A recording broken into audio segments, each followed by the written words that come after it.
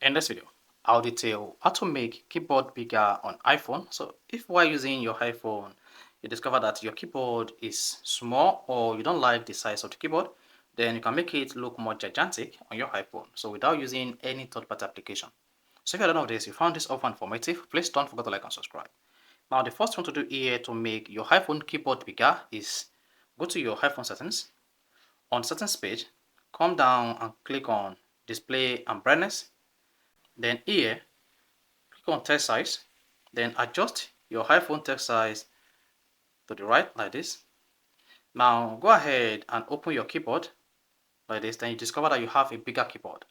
Because if the text size on your iPhone is set to the left like this and it's kind of small, then this is going to reduce the size of the keyboard on your iPhone. So that's one of the ways you can use to increase the size of the keyboard on your iPhone. Then alternatively, you can also come here and turn on boot test. This is going to boot in the keyboard test while using it to make it more flexible like this.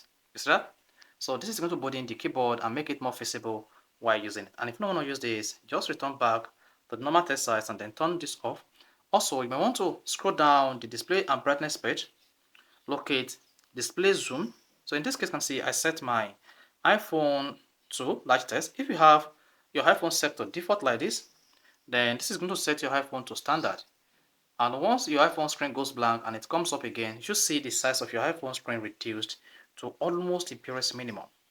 Now, to make the keyboard bigger, you won't be able to use standard, and this will make your iPhone keyboard bigger. To make the iPhone keyboard bigger, you need to use the display zoom feature under display and brightness. Just come here and then select light test, then click on done. This is going to has to use zoomed.